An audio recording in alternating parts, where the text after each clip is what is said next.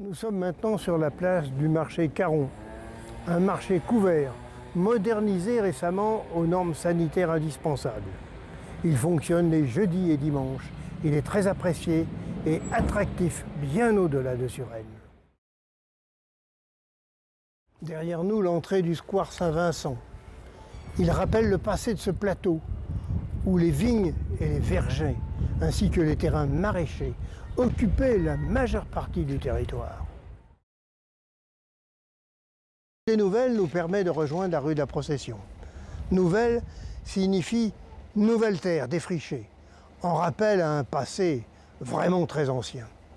Nous nous dirigeons vers le nord, suivant la rue de la Procession, chemin autrefois suivi par la procession d'érogation qui menait au calvaire. Calvaire tourné alors vers Saint-Cloud.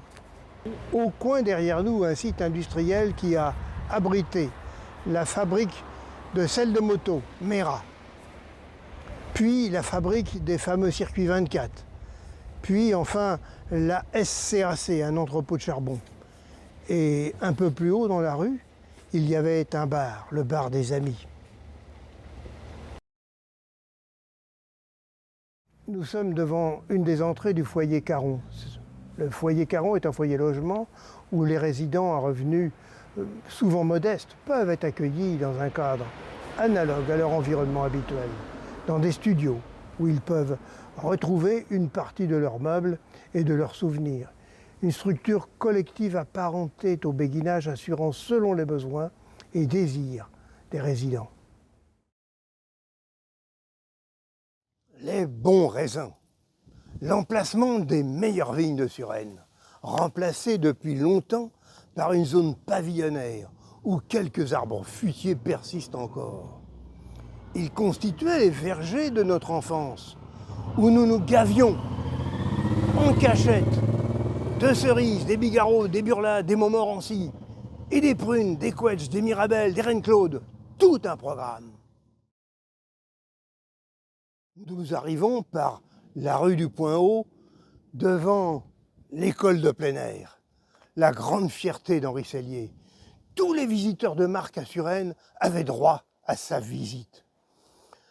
L'école de plein air, un projet décidé tambour battant par Henri Sellier et les architectes Baudouin et Lost dans ses rendez-vous très matinaux habituels. Par un « on y va ».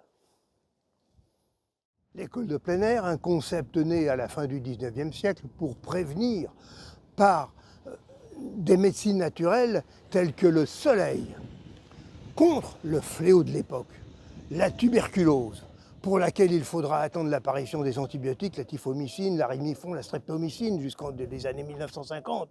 On oublie vite cette chronologie.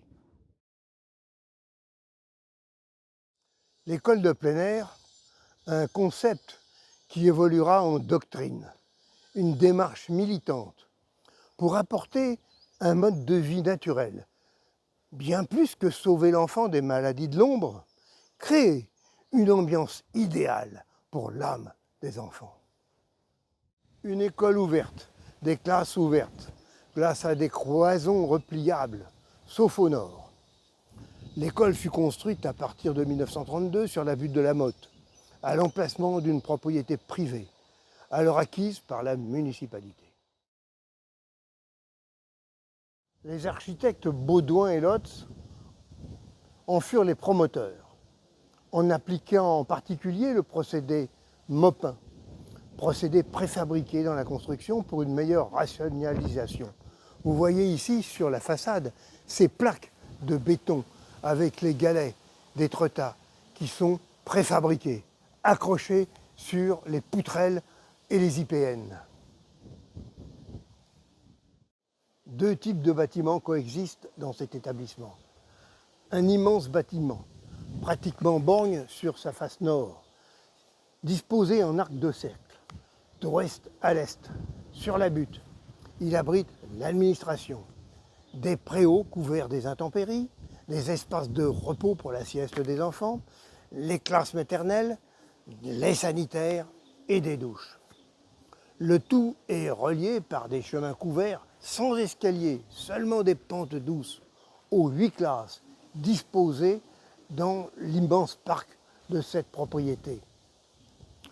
Un 9e pavillon, relié aussi aux 8 classes, sert au centre médical de cet établissement. Les 8 pavillons de classe, aux huisseries élaborées par Jean Prouvé, sont ouverts la majorité du temps sur les 3 côtés. Ils sont chauffés par le sol et par un rideau d'air chaud au niveau des fenêtres. Ces pavillons sont un lieu de vie des enfants, où chaque minute vécue à l'extérieur est une victoire sur une vie plus naturelle.